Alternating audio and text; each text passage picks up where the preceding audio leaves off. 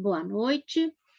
Hoje é dia 20 de outubro e é o dia de a gente falar aqui nas manifestações literárias no Paraná sobre o Emiliano Perneta. Como desde o início da disciplina eu enfatizei que a ideia é tentar ver os diálogos entre os autores ao longo do tempo, como isso interfere, como isso ajuda a criar um certo sistema literário, eu vou enfatizar a recepção de 30 anos, 40 anos depois da produção do Emiliano Perneta, feita pelo Dalton Trevisan, que também é um dos autores, ou é o autor, né, que na minha concepção da disciplina é o nome central da literatura paranaense. Então, a gente vai ler alguma coisa dos poemas do Emiliano Perneta e vai comentar o artigo que o Dalton Trevisan escreveu a respeito da produção dele. Aconteceu de eu ter esquecido de enviar para vocês a atividade 3, que era referente ao mês da gripe. E aí alguém me alertou, o Osmar, mais especificamente, mas eu acabei optando por fazer algo um pouco diferente, né? Vocês vão poder optar, na verdade, lá no final, não me lembro se são, não me lembro o total de atividades que eu programei, mas vai ter uma a menos para cada um de vocês, porque para a próxima data de entrega, que neste momento eu não estou me lembrando exatamente qual que é também, estou misturando com as coisas de outra disciplina, mas depois a gente verifica, né? Então, vocês deverão entregar uma das seguintes atividades, a 3 ou a 4. Posto em seguida lá no Teams, ainda não postei, mas vou abrir aqui para a gente olhar.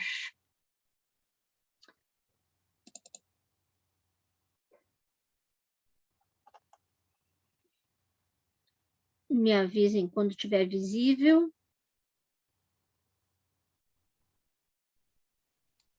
Está visível. Ok. Então, a tarefa referente ao mês da gripe diz o seguinte: em 2020, aconteceu o relançamento de O Mês da Gripe, de Valêncio Xavier, pela editora curitibana Arte e Letra. Na ocasião, o jornal Plural publicou matéria que incluía as opiniões citadas a seguir. É uma forma também de divulgar esse jornal aí, independente, e que é uma batalha bacana do Rogério Galindo e da Rosiane, esposa dele, nunca lembro o sobrenome dela, que é um jornal importante, né, e que, de alguma maneira, se relaciona com a Universidade Federal do Paraná, seja porque são ex-alunos da Universidade Federal do Paraná ou por outros motivos. Então, é um jornal online, né? Quem não conhece o Jornal Plural, fica uma dica de buscar informações e comentários críticos à administração pública da cidade de Curitiba, do estado do Paraná. É um jornal bem bacana, e com muitos colaboradores que são os atuais cronistas, contistas do Estado, tá? O Benedito Costa. Se eu for citar, vou acabar também embaralhando as coisas, né? Entre vários parênteses, né? Eu sou do tempo em que a gente comprava o jornal, lia o jornal, sabia em que página da Folha de São Paulo, mesmo da Gazeta do Povo, na época em que a Gazeta do Povo era um jornal relativamente bom, a gente decorava a posição em que cada um dos cronistas escrevia, e era outra forma de consumir esses textos mais ligeiros, né? E agora os textos acabam chegando nas redes sociais e tal, e eu nunca mais consegui sistematizar como acompanhar os meus autores preferidos, né? E imagino que isso aconteça com mais pessoas, pelo menos essas que, como eu, tiveram que fazer a transição, né? De uma forma de recepção mais tradicional para a forma extremamente fragmentária que acontece hoje em dia. Mas, enfim, fica a indicação de leituras também, de leituras literárias, além das notícias, no plural. Feita essa divulgação, vamos para a matéria que saiu quando o mês da gripe foi lançado no ano passado, que dizia, lá, no meio dela. Ler o mês da gripe em meio à pandemia do coronavírus é uma experiência por si só. As analogias são instantâneas. A gente vai ler o mês da gripe a partir de uma experiência real e não mais só do esforço imaginativo, diz José Carlos Fernandes, jornalista. É impossível não procurar por similaridades com os tempos atuais e encontrá-las. É impressionante como ele reflete o que a gente está vivendo agora, uma coisa de 100 anos, escrita há quase 40 anos atrás. Parece que você está abrindo um site de notícias de hoje, diz Tizot. O Tizot é o editor, quem organizou, né, para a editora Arte e Letra e dono também dessa editora, que deu esse depoimento. Então, a gente comentou isso naquela aula, né? Está ali a referência para a matéria, e aí o comando da atividade diz: sem esquecer a técnica narrativa empregada por Valêncio Xavier, comente a sua leitura de O Mês da Gripe desde um ponto de vista que dialogue com essas opiniões, ou seja, que contemple a atualidade da leitura em face do coronavírus. Então, é uma leitura bem pessoal, né?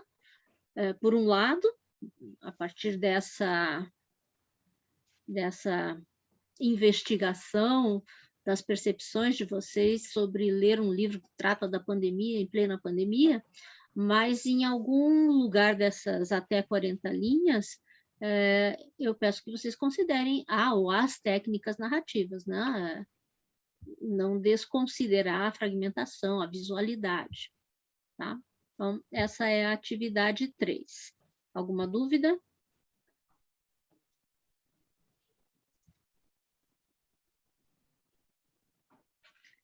Por enquanto, não. Atividade 4, referente à aula de hoje. Bem mais curtinha aqui. Pesquise comentários sobre o artigo Emiliano, poeta medíocre, em 2 ou mais trabalhos acadêmicos, e elabore um texto que trate das possíveis motivações de Dalton Trevisan para a sua escrita. Procure considerar aspectos do cenário da literatura paranaense em 1946. Então, tentar estabelecer essas ligações entre um e outro momento, né? Bem diferente daquilo que eu propus como tarefa para o approach com Dario Veloso, né, que foi especificamente análise de algum poema do Dario Veloso, e vou voltar a solicitar análises de texto literário na tarefa seguinte. Mas neste momento aqui é mais aquelas discussões sobre como a história da literatura paranaense foi sendo formada e os embrólios que ela envolve, né? Então, quando eu digo pesquise em 2 ou mais trabalhos acadêmicos,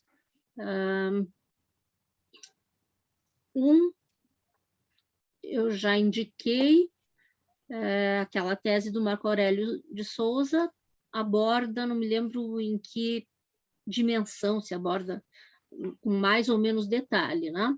Outra referência importante, importantíssima para qualquer pessoa que queira conhecer Emiliano Perneta, é a tese chamada Emiliano Perneta, não me lembro o resto, do Ivan Justen Santana, que foi defendida também no nosso programa de pós-graduação em 2015, acho que foi 2015, orientada pelo Fernando Gil, e é super completa.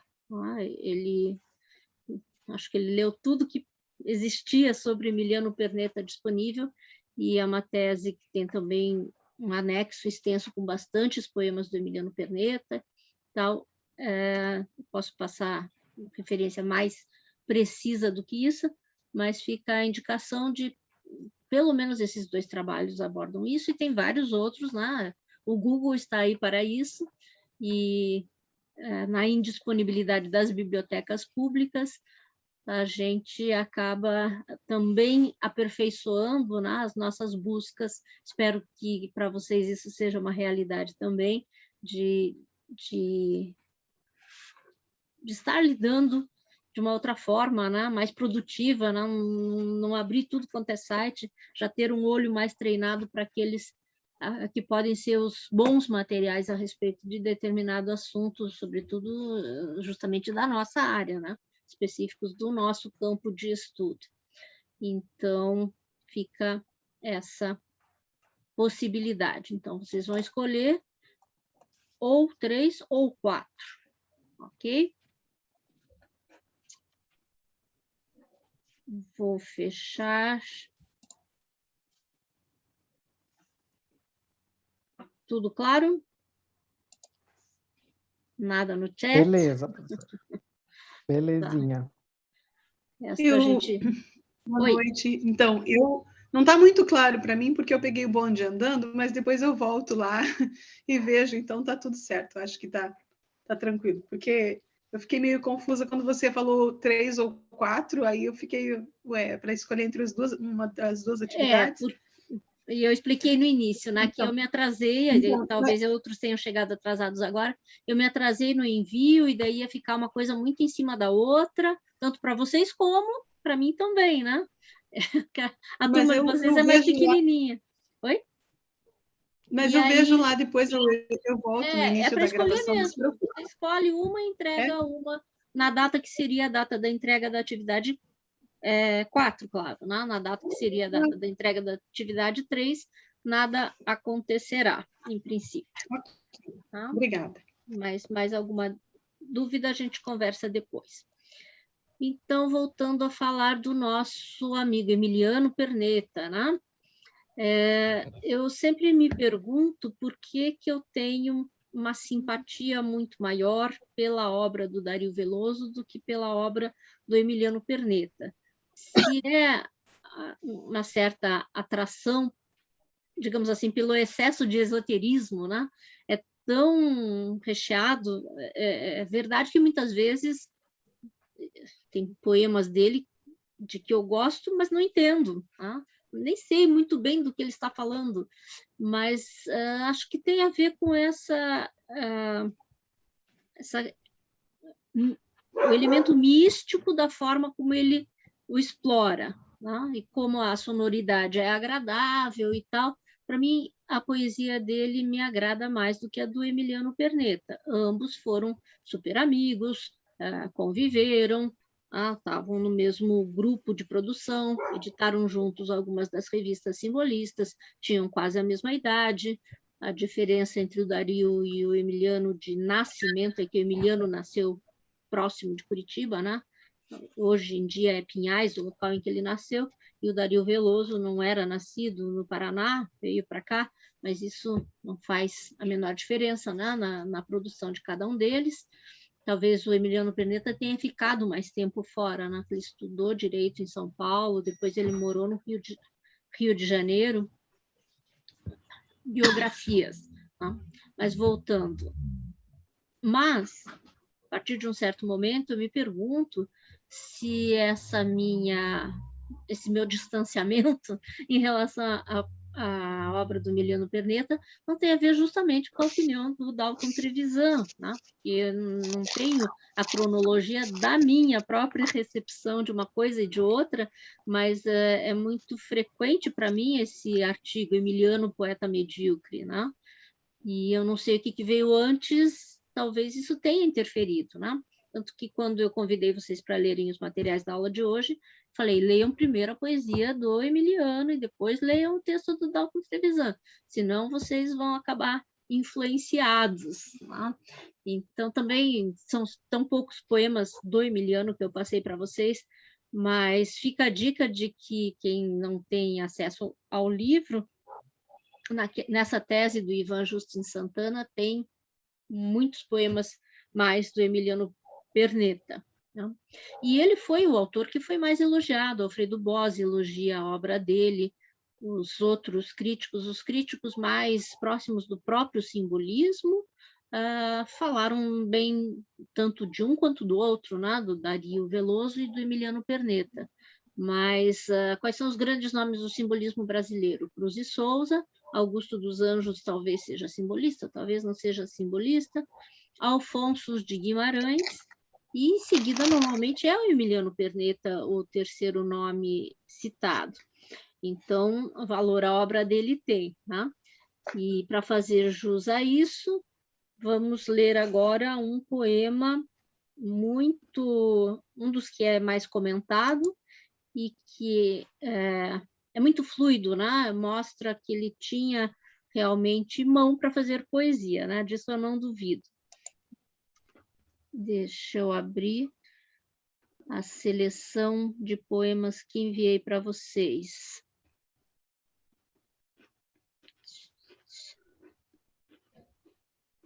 Que estava previamente aberto para eu não me atrapalhar e já sumiu da minha vista. Então, vamos sair da tela completa. Vamos lá.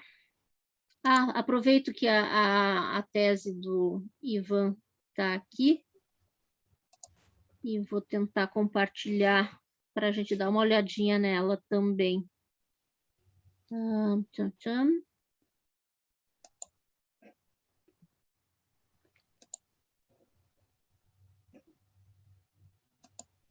Aqui. E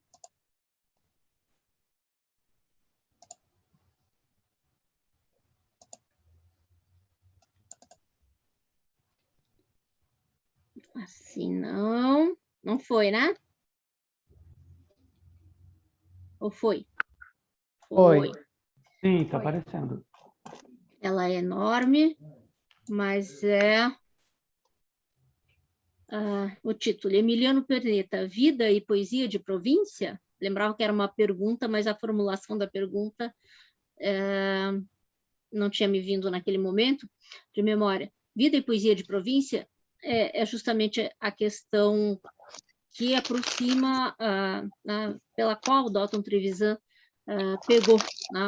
Implicou com a obra do Emiliano Perneta. Então, está no centro da tese do Ivan, né, de 2015, tem aqui as referências da banca e tal, professora Sandra Stroparo, professor Maurício Mendonça Cardoso, professor Miguel Sanches Neto, e o que eu quero mostrar é o índice, tá? Os detalhes dessa tese. Do nascimento ao livro de estreia, do ano da proclamação ao ano de Ilusão. Ilusão foi publicado em 1911.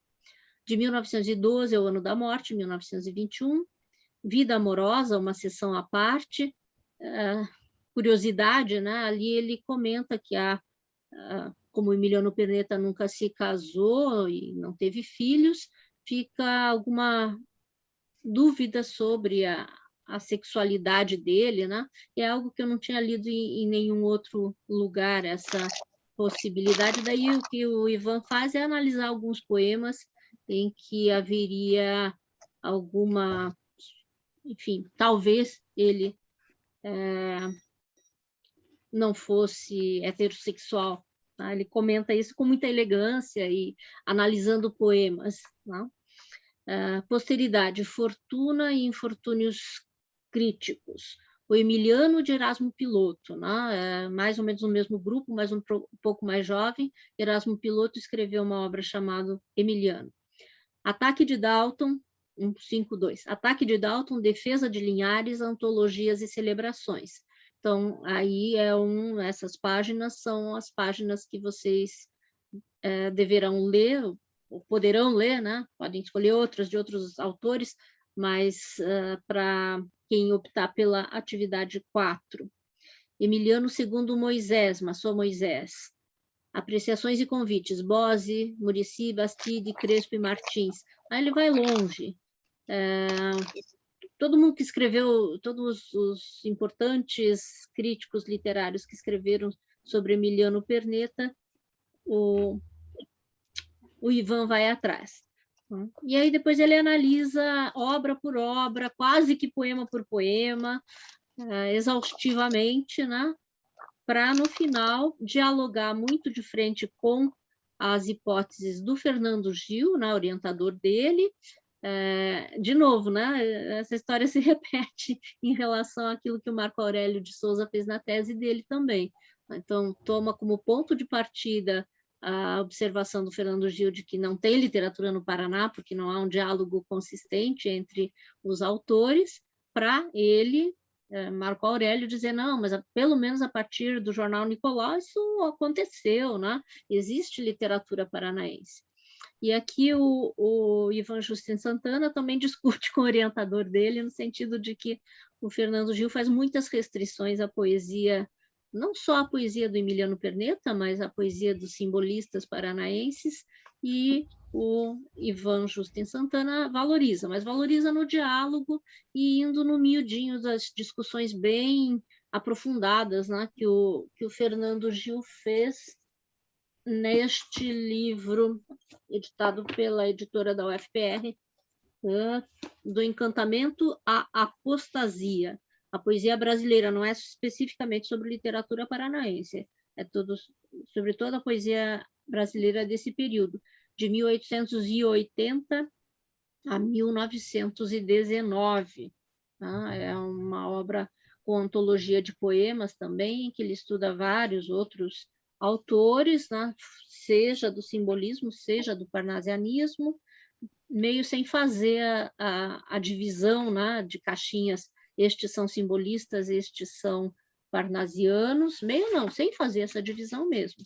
Então, do Dario Veloso, está lá, claro, né, Cruz e Souza, Afonso de Guimarães, mas estão também os grandes nomes do parnasianismo brasileiro, né, Alberto de Oliveira, Raimundo Correia, Augusto dos Anjos, com certeza, e outros tantos. Então, tem um estudo, que é com isso que o Ivan Santana dialoga, né? Um estudo em que, em muitos momentos, há restrições às atitudes do tipo Torre de Marfim desses poetas, tá? Que podiam, muitas vezes, ser muito engajados nas questões sociais na época, o Olavo Bilac nas campanhas republicanas todas, o Emiliano Perneta, que inclusive foi amigo do Olavo Bilac, também participou em vida de muitas ações, assim, do tipo, enfim, apoiou grupos para...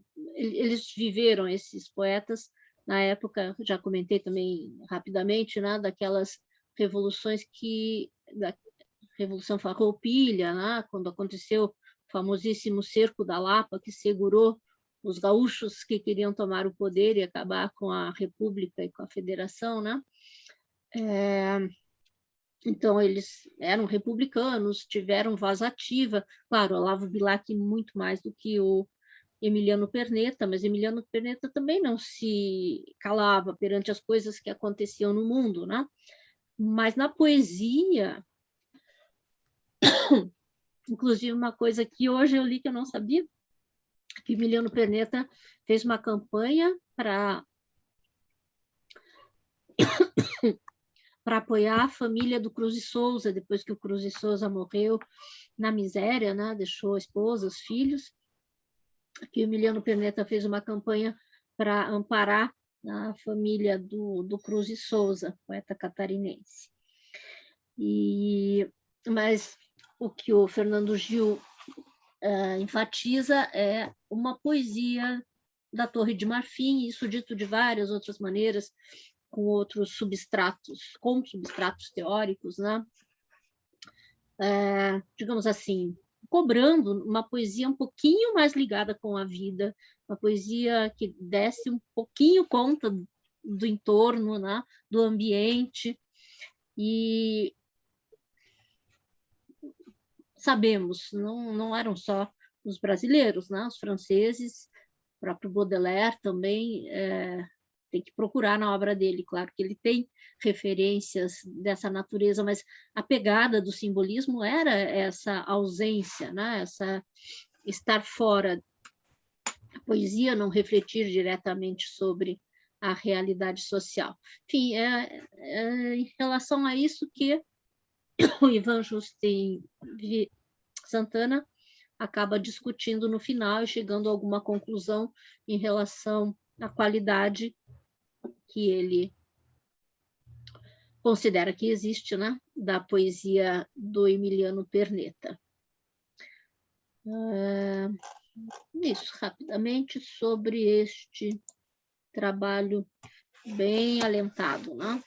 O mais extenso que existe sobre a obra do Emiliano Perneta.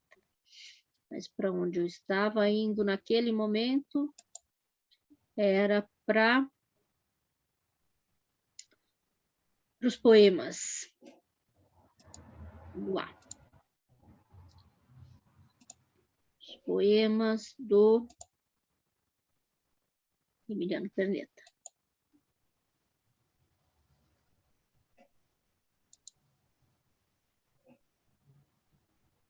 Tem hora que dá certo, tem hora que não dá. Agora não foi, né?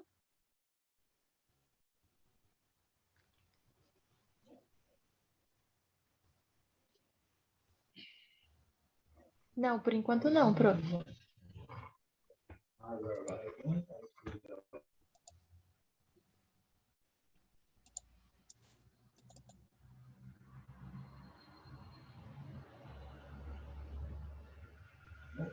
Agora foi.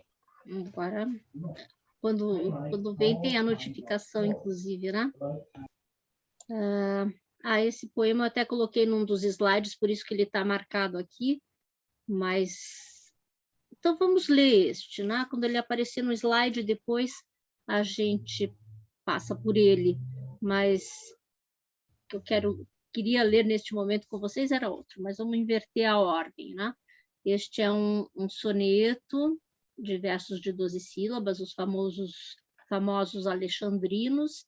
Em alguns momentos é um pouco difícil de fazer a escansão desses versos, mas é um soneto muito bem comportado, né? O Dario Veloso, proporcionalmente, fez menos sonetos do que Emiliano Perneta. E ele é dedicado, e as dedicatórias do Emiliano Perneta são muito frequentes, né? Para o Dario Veloso, ele dedica vários poemas, dedica para uma porção de gente. Difícil é o poema que não tem dedicatória. Esse é dedicado a uma escritora dessas que pode ser reivindicada pela história da literatura paranaense. Não sei se tem obra que circule dela, né? Quando se fala dela, é assim, um comentário muito en passant, né? Que é essa Madame Georgine Mongruel, né? Uma belga que veio parar no Brasil e veio parar em Curitiba e viveu no finalzinho do século XIX em Curitiba. Imagino que fosse do círculo de amizades do Emiliano Perneta, né? Afinal, a bolha deles não tinha tanta gente assim. Imagino que ele conhecesse pessoalmente, não sei os dados específicos, mas eu também nunca li nenhum poema dela, mas se a gente for procurar a referência, ela era uma mulher poetisa, simbolista, vivendo em Curitiba. Tá?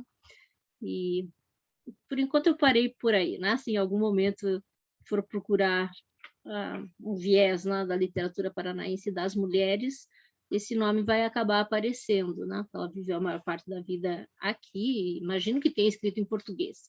Não sei, quem ficar curioso ou curiosa vai atrás da referência da Georgine Mongruel. Mas o poema se chama Metamorfoses.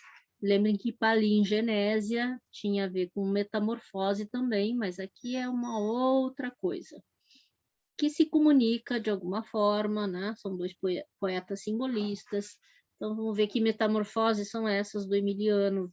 Imagino que alguns tenham lido, outros não, né? Estava naquela parte da obra que eu enviei para vocês. Sei que há nudez e sei que há muito frio, e uma voracidade horrível, um furor, tão desmedido que, quando eu acaso rio, quantos não estarão torcendo-se de dor?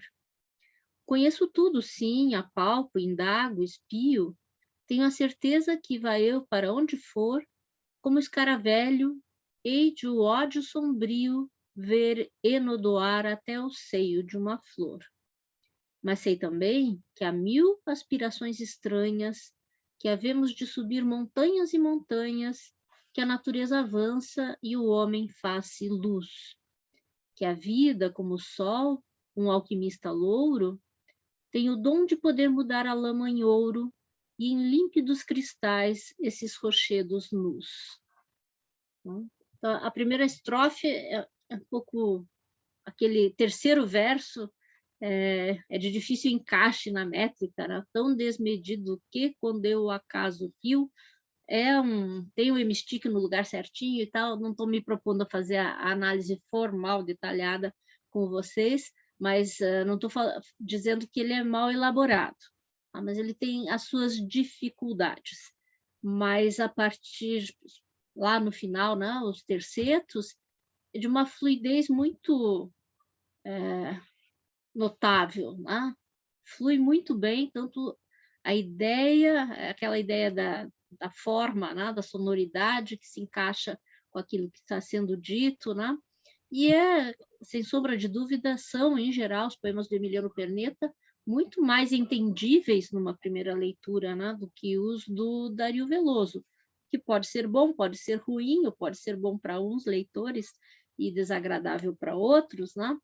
Mas é um dos poemas do Emiliano Perneta de que eu gosto bastante, acho muito fluido, e que não tem aquele pessimismo tão grande que outros poemas têm, né? Ilusão é o nome do livro principal do Emiliano Perneta, né? E a palavra ilusão, a palavra ideal, são palavras frequentes, seja no Dario Veloso, seja no Emiliano Perneta. E muitas vezes uma perspectiva assim muito sombria, muito pessimista da vida. Que, de novo, se a gente olha a biografia, era tudo ao contrário, né? Emiliano Perneta era reconhecido como um sujeito na juventude boêmio, que circulava em todos os ambientes dos boêmios literatos de São Paulo daquela época, né? E até o próprio Dalton Trevisan, no artigo dele, fala que a pessoa do Emiliano Perneta era muito agradável, né? Que talvez as pessoas que dizem que gostam da obra dele estejam confundindo, né? Talvez elas gostem mesmo seja da pessoa, que era muito afável.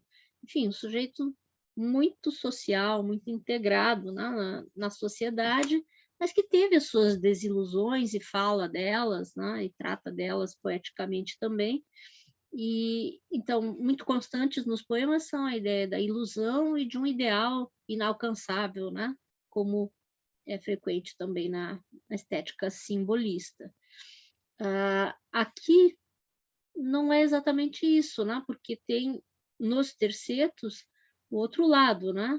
Mas sei também que há 1000 aspirações estranhas, que havemos de subir montanhas e montanhas, que a natureza avança e o homem faz-se luz, que a vida, como o sol, um alquimista louro. Vejam que a alquimia aqui entra de uma maneira muito mais metafórica, mas num sentido facinho, né, de entender. O sol é um alquimista louro, está se falando do Algor, que é o forno dos alquimistas, mas a referência à alquimia está presente ali, né? De uma forma light. Que a vida, como o sol, um alquimista louro, tem o dom de poder mudar a lama em ouro, e em límpidos cristais esses rochedos nus. Então, essa possibilidade de melhoria, né? De evolução no sentido, se não da transcendência, mas sim da consecução da beleza, da riqueza, né? A lama que vira ouro, a pedra bruta que vira cristal límpido. Então, é um Emiliano Perneta não muito frequente, otimista, mas o que eu aprecio mais é essa fluidez, essa musicalidade, né? Com que os versos surgem, vão aparecendo para nós. Eu sinto que nesse, prof, ele mais utiliza dessas facetas simbolistas, não sei, para argumentar algum sentimento, parece, do que necessariamente entra nelas, né? Assim como, tipo, em Paligenésia, a gente está dentro daquela magia, né? Inclusive, o tempo todo a gente não entende Daquelas, né? algumas... Que são várias. naquelas várias. Ele está dentro daquilo mesmo. E nesse aqui, ele parece um texto mais literal, que se apodera de algumas...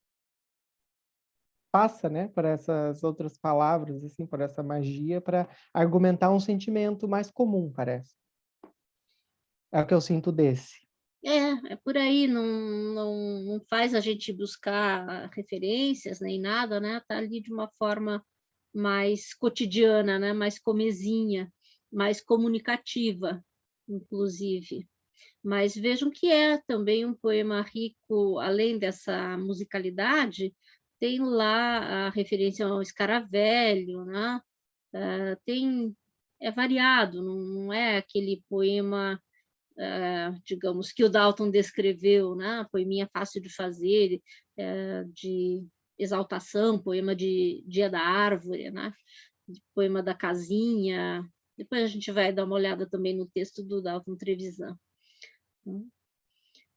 Então, mais algum comentário? Essas metamorfoses não tão metamorfóticas assim, não tão transformadoras e de final otimista, né? A possibilidade de transformar a lama em ouro, por exemplo, é muito para cima, né? Lendo os poemas dele, eu achei ele bem simbolista mesmo. Não achei ele nem mais nem menos, sabe? Nem de repente falhou e nem assim transcendeu, né? Igual se você colocar à frente ao Cruz e Souza, talvez Augusto dos Anjos, a gente não sabe bem onde é que ele se encaixa, mas eu achei ele simbolista. Ele fala desse eu, né? Desse assim, um pouco ele fala dessas paixões, um pouco ele fala de alguns mistérios, algumas coisas que ele não entende. Então, eu achei a temática dele bem simbolista, assim. Eu penso que... Eu achei interessante a crítica do Dalton Trevisan, assim. Achei meio grosseira, um pouco engraçada, eu dei bastante risada. Eu achei as comparações dele bem curiosas, assim. Mas eu achei que, quer dizer, um poema, assim, isso é a minha opinião, né? Um poema, ele não necessariamente ele precisa estar cheio de referências francesas, cheio sabe, para dizer que ele é erudito, para dizer que ele é canônico. O poema dele, ele fala assim com o autor, com o interlocutor, né? Ele passa uma mensagem, tem um sentimento. Eu acho interessante. Você consegue ler aquilo ali, é acessível, né? Não é igual, por exemplo, do Dario Veloso, que é, né, bem difícil, então.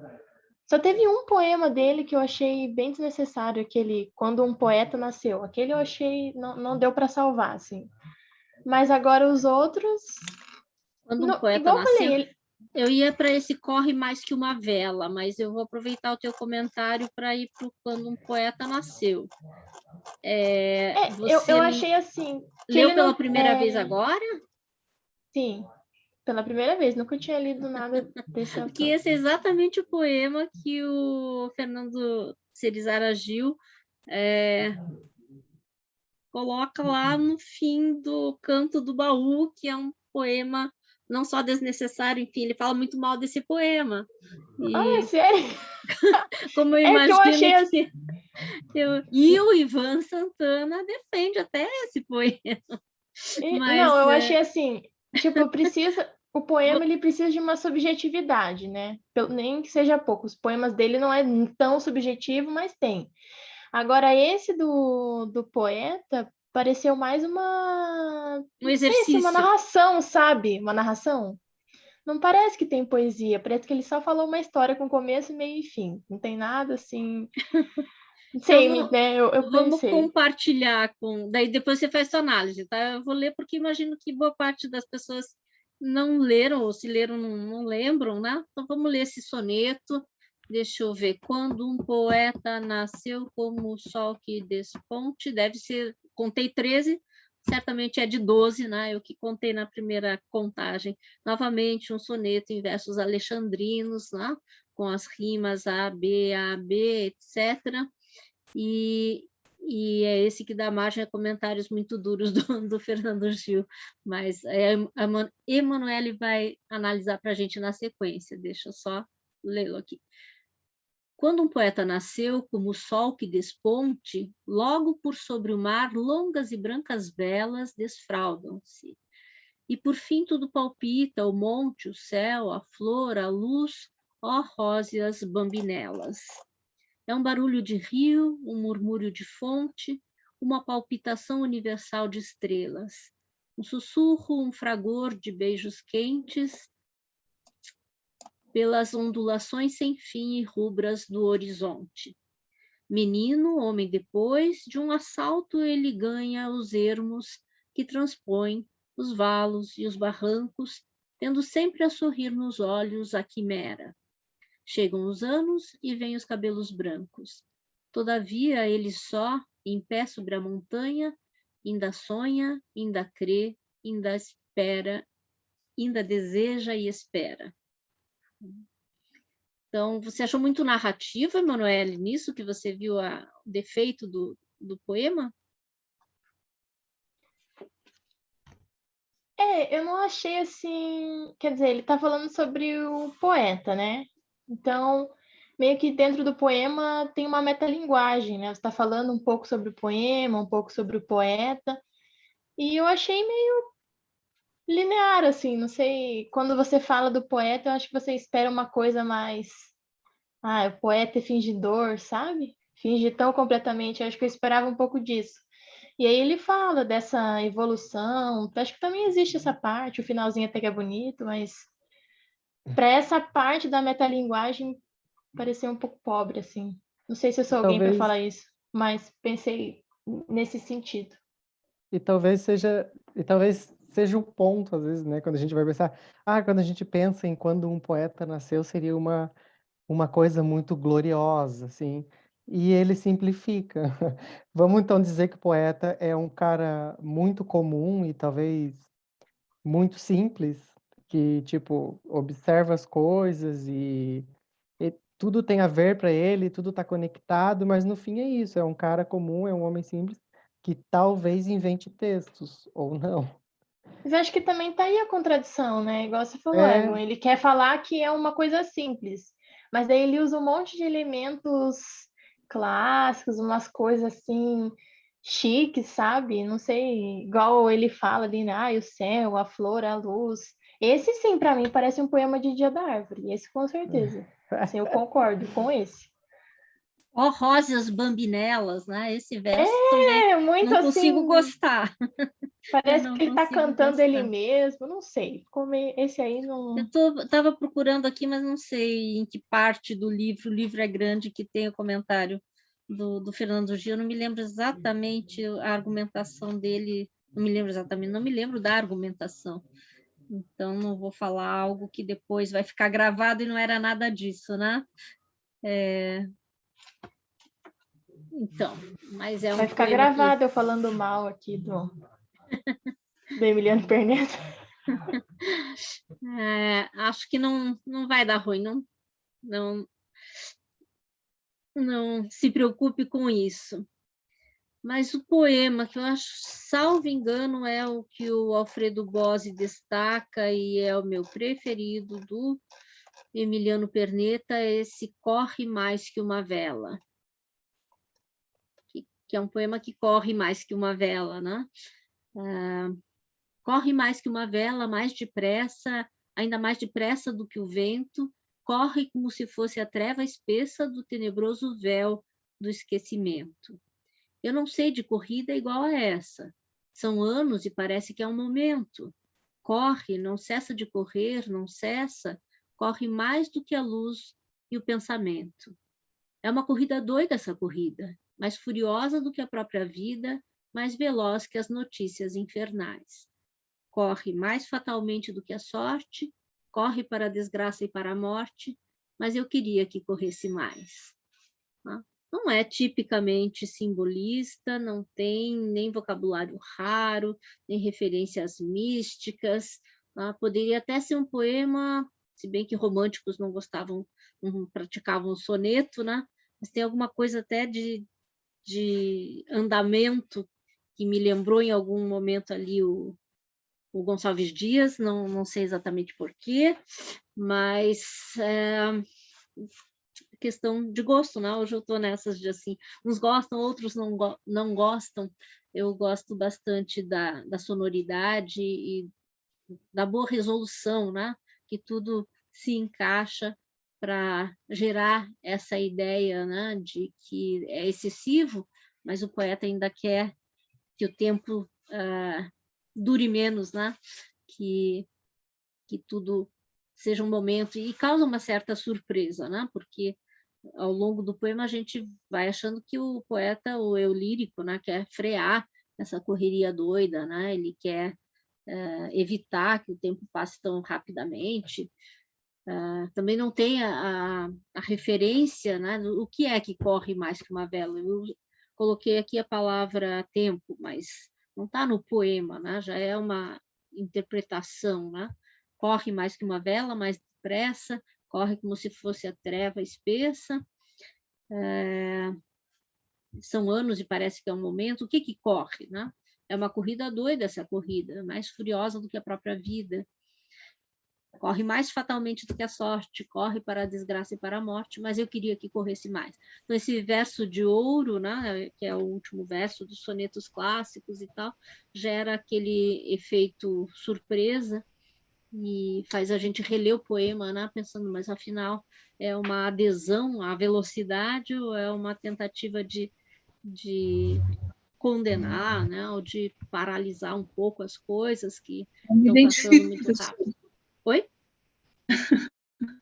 Eu me identifico com esse poema, porque Quem está eu estou falando? no momento da minha vida, a Patrícia. Patrícia. Eu me identifico porque eu estou no momento da minha vida assim que tem uma coisa que eu quero muito e que está lá na frente, entende? Mas no momento é tão assim, tem tanta coisa acontecendo ao mesmo tempo, me sugando assim, eu falo, meu Deus, eu preciso de um pouco mais de tempo. Mas ao mesmo tempo eu quero que passe logo porque eu tenho alguma coisa que eu quero alcançar e que vai demorar aí mais um tempo, entendeu?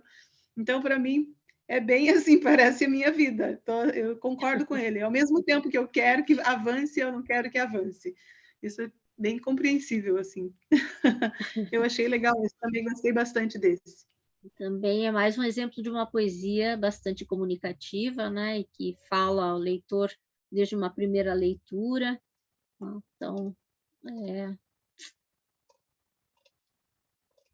são exemplos de poemas.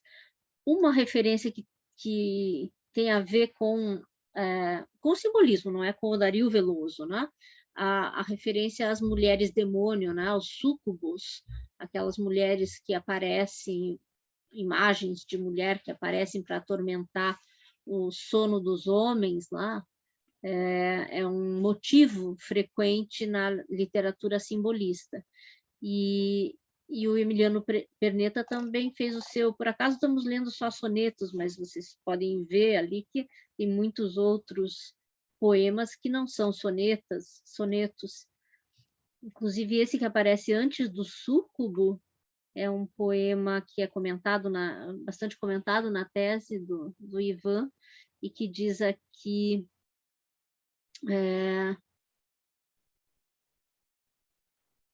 O meu cursor, vocês veem? Sim, né? Então, Sim, vejam lá, só por curiosidade, que eu li hoje isso, e essa estrofe diz: e tudo seja, pois, tão saboroso e rubro pomo que de maduro em favos se derrete. Tão azulado o céu, mas de um azul ferrete, cálido a enfebrecer de raiva o mês de outubro. E eu pensando, quando que o mês de outubro foi azul, né? Se nosso mês de outubro está gelado e cinza. Azul ferrete é um azul que não é o do céu, é aquele azul escuro quando já está ficando noite, né? Aquele azul de uniforme da marinha, assim, bem escurão. Mas aí eu pensei, esse é outro outubro, o nosso outubro é um outubro que não se vê nem o céu, mas isso é uma bobagem. Vamos para o súcubo, né? Essa imagem para a qual o Dario Veloso escreveu também mais de um poema. Então, diz lá o eu lírico do Emiliano Perneta. Desde que te amo, vê, quase infalivelmente, todas as noites vens aqui. E as minhas cegas paixões, e ao teu furor, ninfa concupiscente, como um súcubo, assim, de fato, tu te entregas. Vejam que não é o súcubo que aparece, né? É uma comparação entre alguém e o súcubo. como um súcubo assim, de fato, tu te entregas. Longe que estejas, pois, tenho-te aqui presente. Como tu vens, não sei. Eu te invoco e tu chegas.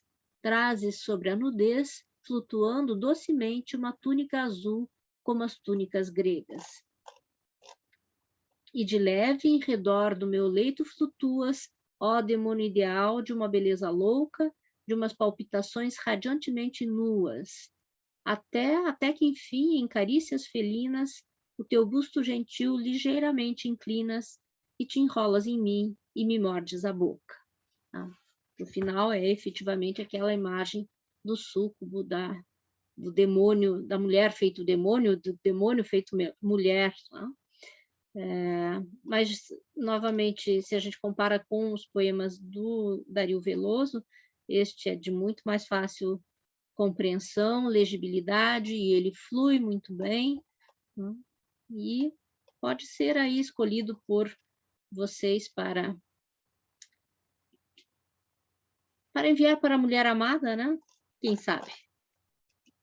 Faz algum efeito. É um belo poema, eu gosto desse poema também. E tem um andamento também muito de acordo com aquilo que está dizendo, né?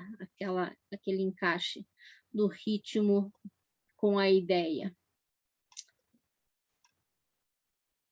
Talvez a gente volte para este arquivo dos poemas, mas por um momento vamos interromper. Querem fazer outros comentários, seja sobre algum outro poema? Alguém leu o poema Sol, que é aquele que tem a imagem repetida, né, do pinheiro com uma taça de luz erguida, que é um verso emblemático para identificar o Emiliano Perneta. É um poema esquisito em que tem várias vozes da natureza falando, né? Os pássaros falam, as palmeiras falam, e lá pelas tantas o pinheiro fala: eu sou como uma taça erguida para a luz. A formulação é essa: eu sou como uma taça erguida para a luz, que é uma boa forma de se referir ao formato, né, do pinheiro, essa árvore tão representativa do Paraná. E esse verso foi pescado e reaparece em vários outros lugares. Tem uma rosa que fala no meio do poema: é realmente bela esta manhã de outubro. As manhãs de outubro antigamente eram mais belas. E o poeta encerra esse longo diálogo, né? Fala o beija-flor, fala o pastor, fala o pássaro, a respeito. O título é Sol, né? De alguma maneira é o sol que irradia e comanda todo o andamento desse poema, dedicado também ao Dario Veloso, né?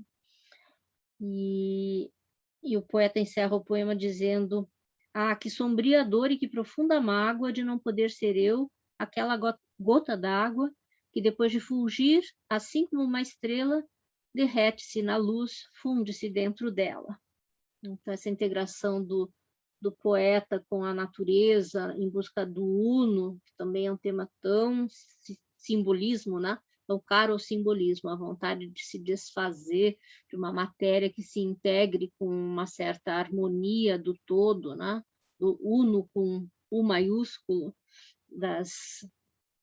de uma certa mística de matiz oriental, né? Orientalista. Isso aparece aqui também, mas de uma forma, novamente, muito mais simples, né? Mais comezinha do que aquela vontade disso e outras coisas do palingenésia, né? De se dissolver a partir do contato com a deusa Ishtar e tudo aquilo lá, né? Aqui está de uma forma... repetindo os versos que encerram esse poema: que sombria dor e que profunda mágoa de não poder ser eu aquela gota d'água que, depois de fulgir, assim como uma estrela, derrete-se na luz, funde-se dentro dela. Então, essas metamorfoses, essas transformações que revelam que talvez seja possível uma perfeita integração. mas é um lamento por não ser assim, né? Ele não consegue ser, ele não é, ele sabe que não é essa gota de água que vai se fundir no todo, né?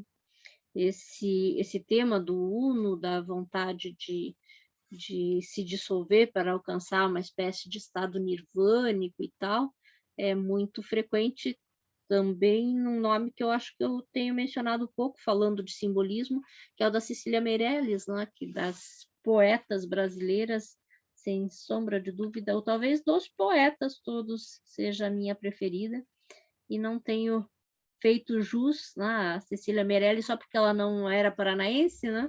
Não falo dela. Também, claro, porque é uma pós-simbolista, digamos assim, né? Ela praticou poemas muito simbolistas numa época em que o simbolismo já não era presente, né? Um outro simbolismo, um simbolismo super, ultra moderno e modernista. Mas essa água se dissolvendo aí me lembrou vários poemas da Cecília Meirelles que trabalham com essa ideia da dissolução para se fundir ao uno, né? Se integrar na força cósmica de alguma maneira transcendente. Pois bem, vamos para o homem, a outra parte do Emiliano Perneta, mais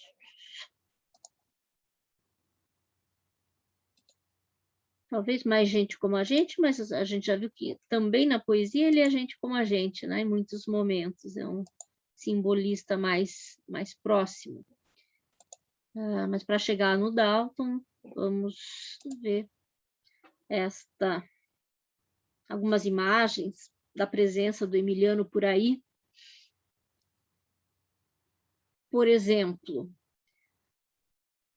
dei tratos à bola, né? Tentando encontrar esses bustos sem sair de casa por conta da pandemia. Talvez, se não fosse isso, eu teria ido mesmo nos locais, tentando identificar onde é que está esse busto de Emiliano Perneta, né? Porque em alguns lugares fala que é no passeio público, em outros que é na Praça Osório. Tem lugar que fala que ele foi feito por ocasião dos 100 anos do Emiliano Perneta, em outro lugar diz que ele já estava lá na praça, ele estava originalmente na Praça Osório, né? O passeio público seria o local por conta do que vai aparecer em seguida, que tem a ver com a biografia dele, né? O fato de que o livro Ilusão foi lançado na ilha, ali abaixo está a ilha que hoje em dia, ou desde esses 100 anos aí, se chama Ilha da Ilusão no passeio público. Eu falo assim, imaginando sempre que vocês todos são ou curitibanos ou que moram em Curitiba, né? Que, portanto, conhecem o passeio público. Se não for o caso, deem uma pesquisadinha, né? O passeio público fica muito pertinho da reitoria da Federal do Paraná, no centro de Curitiba. E a Praça Osório é outra praça super central de Curitiba. Então, eu não sei se é um busto e uma reprodução. Eu sei que acabei perdendo um bom tempo aí buscando informações sobre esse busto do Emiliano Perneta, que foi coroado príncipe dos poetas paranaenses numa cerimônia na Ilha da Ilusão, no passeio público, em 1911. Tem poucas fotos dele, menos do que do Dario Veloso disponíveis. E ele que foi estudar fora, né? Porque é que ele voltou para Curitiba? Ele estudou direito, ele foi promotor, teve vários cargos públicos. Depois, aqui em Curitiba, ele foi professor também, né? Fez concurso para professor de português, mas era advogado, ganhava vida como advogado e também como professor, e teve outros vários cargos, auditor de guerra, né? Umas funções bem de funcionário público, né? De, sei lá, com apadrinhamentos, aquelas coisas que eram muito frequentes em vários desses escritores dessa época. Mas a questão para relacionar, né, era um poeta de província, mas era alguém que tinha tido contato com Baudelaire nos círculos que receberam Baudelaire em São Paulo, depois no Rio de Janeiro, né? Ele era cosmopolita, portanto, ele não era um acanhado poeta de província que nunca saiu de Curitiba. Mas por que ele voltou para Curitiba? Se perguntam, né, os estudiosos. E aí tem uma crônica dele, de 1905, em que ele explica um pouco essa questão, né, dele ter retornado. Ele fala em terceira pessoa, foi publicado num jornal de Curitiba, o Diário da Tarde. Fala em terceira pessoa, mas claramente é uma referência a ele mesmo, né? O ele é ele e Emiliano. Ele tinha compreendido, além disso, aqui é um fragmento, claro, ele tinha compreendido, além disso, que nunca houvera, assim, uma época mais caprichosa do que esta, nem mais estéril, nem mais fecunda ao mesmo tempo. Nada se podia quase fixar. Em todo caso, cria numa forma perfeita e numa frase rara que pudesse de pronto definir ao menos a dubiedade em que se ia, sem saber para onde, sem saber para onde, para além, para a luz indecisa de uma manhã em que mal se podia acreditar, como um sonho vago. E de tal modo assim pensava em arte, que a beleza não era para ele nada mais, afinal, do que uma ilusão. E os melhores artistas, os mais doidos, os mais incoerentes e acabados. Não crendo, pois, senão numa arte pessoal, ele criara o culto do seu eu, que tanto podia ter lugar no Rio de Janeiro como em outra qualquer cidade do Brasil. Botafogo, em verdade, é um bairro muito chique. A Rua do Ouvidor melhor que a Rua 15. Valha-me Deus, porém, o vinho aqui não é de todo mal. As mulheres são lindas e o governo não se lembrou ainda de mandar cortar-nos a cabeça.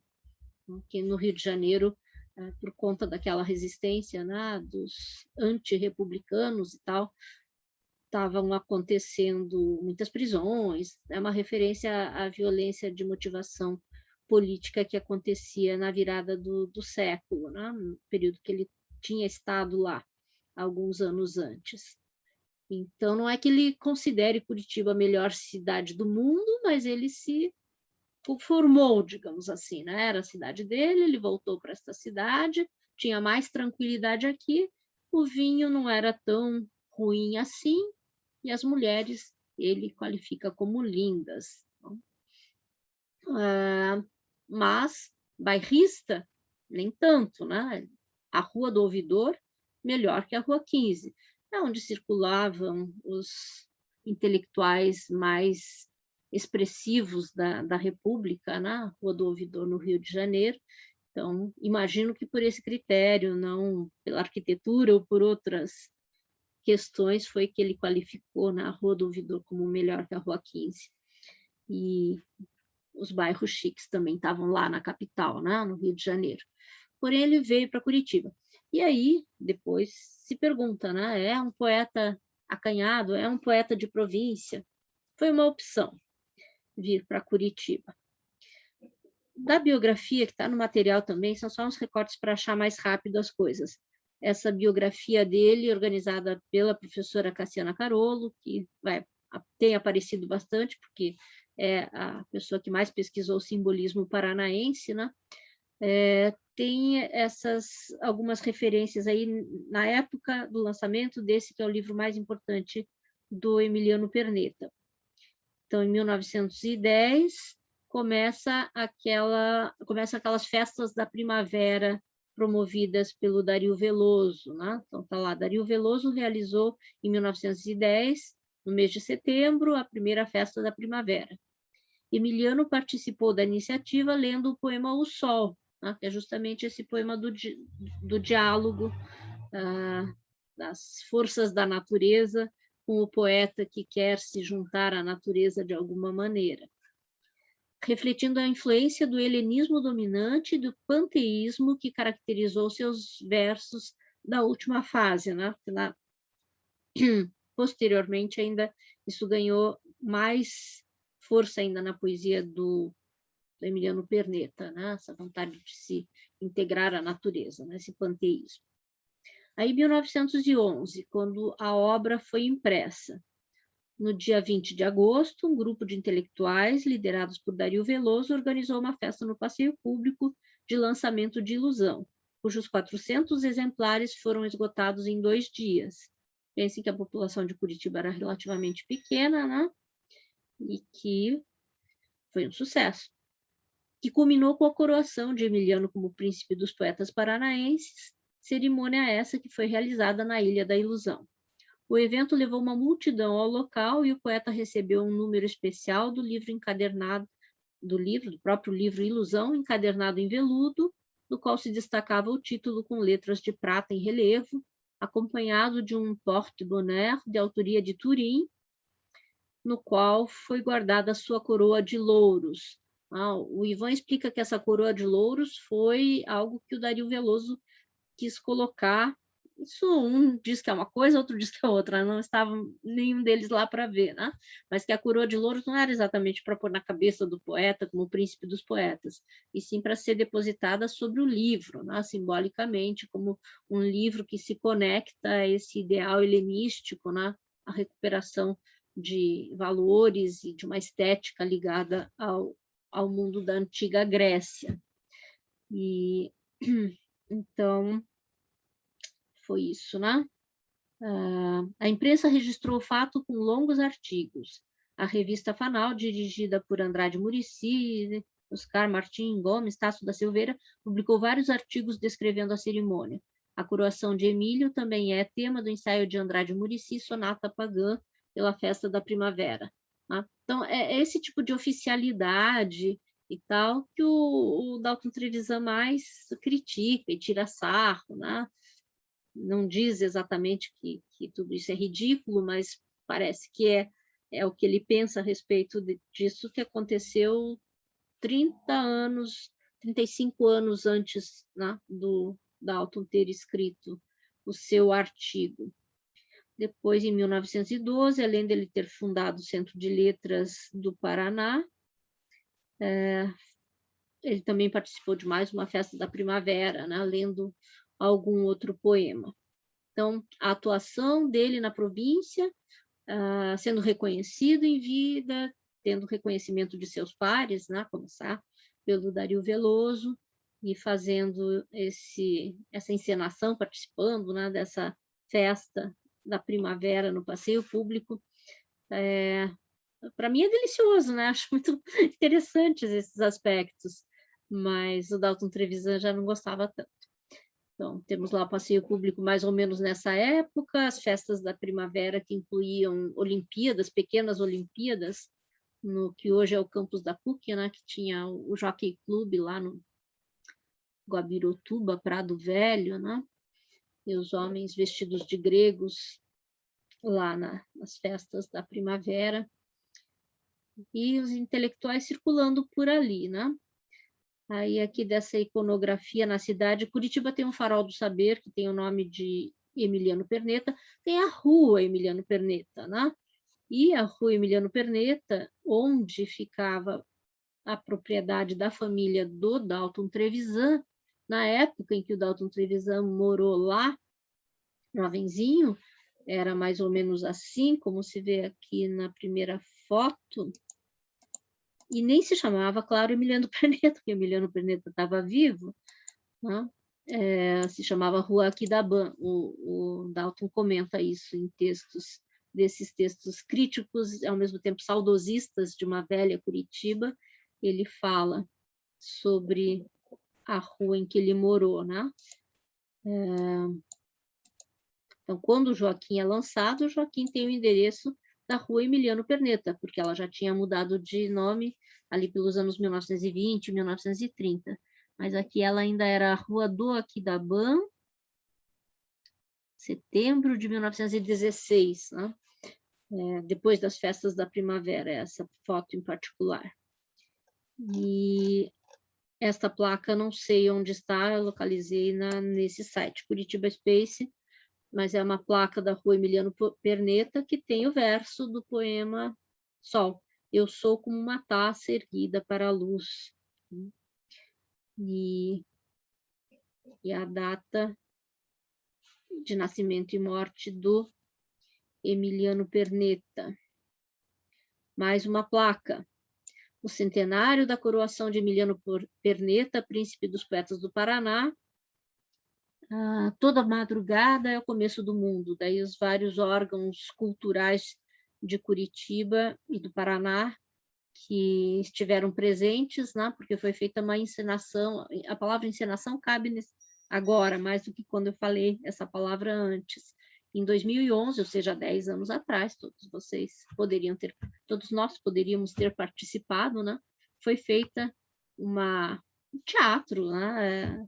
Rememorando esse episódio da coroação do Príncipe dos Poetas, e participaram todos esses órgãos, o Instituto Neopitagórico, fundado, Templo das Musas, etc., de que a gente já falou, por conta do Dario Veloso, o Centro de Letras do Paraná, Academia Paranaense de Letras, Centro Paranaense Feminino de Cultura, Academia Feminina de Letras do Paraná, Academia Paranaense de Poesia, o Instituto Histórico e Geográfico do Paraná, na Ilha da Ilusão, em 20 de agosto de 2011. Está lá no passeio público essa placa. Deixa eu ver o que apareceu aqui no chat. Pela cor da parede, creio que aquela placa esteja no Instituto de Educação ou por ali. Será, Juliana? O Instituto de Educação é tão cor-de-rosinha? É mesmo, aqui também é meio róseo. Eu tinha visto um vermelho. Pode ser sim, pode ser. Eu passo ali todo dia, então eu acho que é, né? Desconfio, mas agora quando eu passar, eu vou prestar atenção, se tiver eu te aviso. Tá certo. Obrigada. E tinha mais uma quarta. A Ilha da Ilusão em outro ângulo dela, lá no passeio público. Aqui, eu acho que não vamos falar sobre isso. Vai ficar no slide, porque era uma outra parte, mas, de toda forma, é um fragmento de um belo poema em prosa do Cruz e Souza, muito famoso, em que ele reflete sobre a condição da negritude, né, dele e dos demais negros vitimados, né, e que sofriam muito por essa condição, num momento um pouco posterior à abolição da escravatura, né? E eu ia comentar, mas acho que vai ficar fora de contexto aqui, mas é um poema que trata da África, né?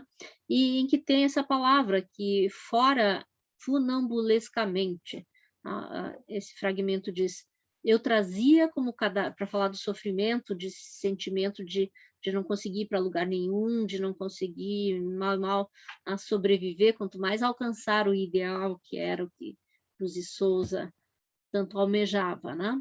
Daí, pelas tantas do texto, ele diz: eu trazia como cadáveres que me andassem funambulescamente amarrados às costas, no inquietante e interminável apodrecimento, todos os empirismos preconceituosos e não sei quanta camada morta, quanta raça da África curiosa e desolada, que a fisiologia nulificara para sempre com o riso requeliano e papal. Então, um momento em que o preconceito, por conta dos determinismos, cresceu muito, né? Preconceito racial, que colocava os negros como vindos antes, né? E os brancos depois, então, por isso, a interpretação de que os brancos eram o aperfeiçoamento da raça. Hoje em dia se diz que o próprio Haeckel, não sei como se pronuncia, né? Haeckel, que ele... Não é que ele fosse racista, era um cientista como Darwin, né? Estava desenvolvendo sua teoria da filogenia das raças, né? Mas para o Cruz e Souza e para os negros o que pegou foi o racismo, que cresceu muito nesse período, né? Independente de ter sido essa a intenção dos que desenvolveram as teorias evolucionistas. E aí ele, ao falar, denunciar isso, ele usa essa palavra funambulescamente, né, que é uma palavra tão rara, funâmbulo, alguma coisa estranha, extravagante, e é uma palavra que o Emiliano Perneta emprega num poema, então era uma referenciazinha aí. E para marcar, né, que os críticos em geral dizem, eu concordo com eles, Cruz e Souza é o nosso maior poeta simbolista no Brasil, né, de mais expressiva realização. Mas quase que é um outro assunto, não sendo outro assunto, são só esses slides aqui. Eu quero partir um pouco para a a crítica do Dalton Trevisan. E paramos com este compartilhamento. Querem comentar alguma coisa?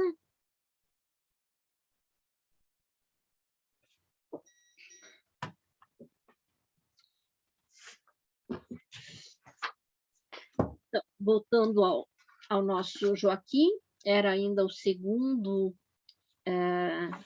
volume, né? Segunda vez que ele era editado, em junho de 1946. Eu escrevi em algum lugar 1945, bati o olho e não corrigi, mas é 1946, tanto o primeiro quanto o segundo números da Joaquim.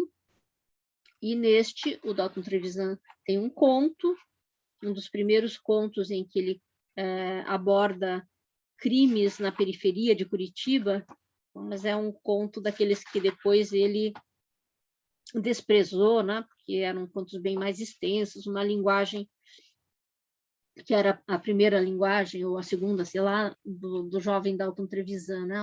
O conto dele é notícia de jornal. E o texto de intervenção, numa época que o Dalton intervinha no cenário cultural, se chama Emiliano Poeta Medíocre, e alguns de vocês leram, dando conta que este mesmo número do Joaquim tinha como primeiro texto literário publicado O Caso do Vestido, do Drummond, que já tinha saído em livro, né? Mas o Drummond foi homenageado, né? O grande poeta, em 1946, o maior poeta vivo no Brasil. Para outros era o Manuel Bandeira, para outros a Cecília Meirelles, né? Então, o Joaquim abre com O Caso do Vestido, belíssimo poema do Drummond. Depois tem um conto, na sequência, um conto do Newton Sampaio, e esse a gente vai ler depois numa outra aula que vai ser dedicada a esse jovem e promissor talento da literatura paranaense que morreu muito jovem, mas cujas poucas obras, pouquíssimas, foram admiradas pelo Dalton Trevisan. Então, alguns fragmentos, né, desse texto divertido, também dou muita risada, assim como é a Emanuele, ao ler esses ataques, né, do Dalton Trevisan. Ele começa com a ideia geral de que o Emiliano foi vítima da província, na vida e na morte, porque, enquanto vivo, a província não permitia que ele fosse o grande poeta que ele poderia ser. Depois de morto, passou a cultuá-lo como um poeta que ele nem chegou a ser. E aí ele fala da mística de Emiliano, né? A palavra mística tem a ver com simbolismo, mas está sendo usado aqui num sentido negativo, né? De exaltar demais, ou de ter uma ideia deturpada, né? Então, essa mística de Emiliano não tem raízes na admiração dos moços. Eles não a aceitam e a repudiam. Não é em vão que a nossa geração, com sua mentalidade formada entre o suor, o sangue e as lágrimas de 2 guerras mundiais, sofrendo a sua inquietude tremenda, a provar experiências decisivas na própria carne, procedeu como um motivo de sobrevivência à subversão de todos os valores. Nossa geração não quer mais nutrir-se de equívocos que a afastem da rua dos homens.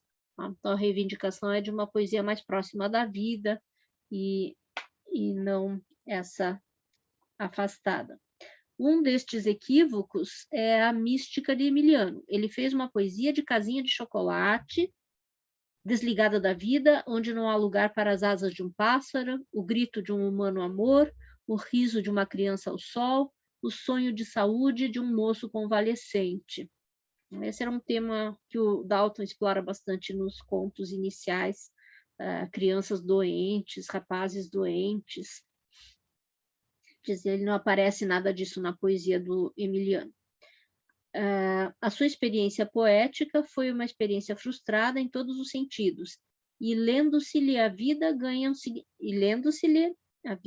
significado simbólico e episódio do seu discurso de formatura como bacharel, na tarde de 15 de novembro de 1889, esse seu discurso em que bradava pela República.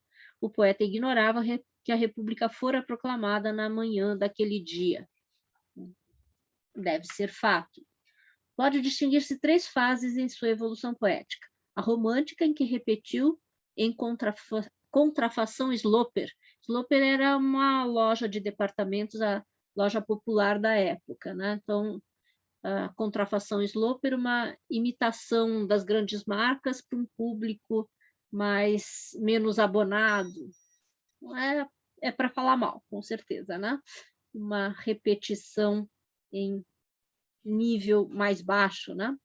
Na romântica, ele fazia pior o que o Casimiro de Abreu tinha feito melhor, né? Aquela mágoa do mundo, fraqueza diante do mundo. Depois veio a fase parnasiana do Emiliano Perneta, em que tudo que fez, e fez o mais que pôde, dista tanto de Bilac ou mesmo Emílio de Menezes, quanto o canto do virabosta dista do canto do sabiá. Aí a gente tem que ir lá escutar o canto do virabosta para ver que ele é pobrinho perto do canto do sabiá. E a simbolista, seria melhor, em que se quer apresentá-lo como poeta de uma poesia imortal.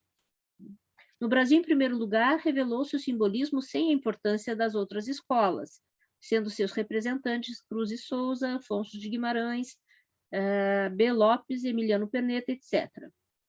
Destes poetas instrumentistas, o único merecedor da classificação de poeta simbolista brasileiro, eles citam crítico, pulando umas partezinhas aqui, foi Cruz e Souza. Infinitamente superior aos demais, agora é a voz do Dalton, em particular a Emiliano, deles o menor. O menor, aliás, conforme a sanção da crítica e do tempo. Emiliano fez poesia como se fez poesia naquele tempo, a fim de ser recitada nas sessões litero-musicais dos colégios em festa no Dia da Árvore. E precisamente sua poesia borrifada em água de flor é uma poesia de Dia da Árvore. Versos bonitos, com sonoridade de sílabas de encher bochechas, mas, por acaso, poesia é mais do que isso? Se é, Emiliano não foi poeta. Então, realmente, não caiu no agrado. E, por aí, ele avança, né? Já falou, depois ele enfatiza mais algumas dessas características e faz outras comparações engraçadas como essas, né? Mas lá pelas tantas ele se pergunta, e como explicar então a admiração de tantos paranaenses em relação a um mau poeta? É que se era poeta mau, Emiliano foi também uma pessoa encantadora, e aí ele fala, já bateu bastante, daí dá uma assoprada, mas não para valorizar a poesia, e sim para falar bem do homem Emiliano. Minha certeza íntima, pois, é de que seu livro sobre a poesia do poeta, a ele não se refere. Não, esse é um outro comentário. E aí ele termina com aquela frase bem famosa, né, de que é necessário ultrapassar as fronteiras da Rua 15. Né? Mas, para nós, neste instante, são as fronteiras do mundo e não as da Rua 15 que procuramos atingir. E ele fala, né, que é melhor ler os clássicos, voltar a eles, e não ler a Prata da Casa só porque está próxima de nós. Então, tem outras passagens também que são divertidas, mas fica para a leitura de vocês, né? Então, para quem optar pela atividade 4, a primeira tarefa, claro, é ler no miudinho esse artigo, que também é uma linguagem de intervenção em um jornal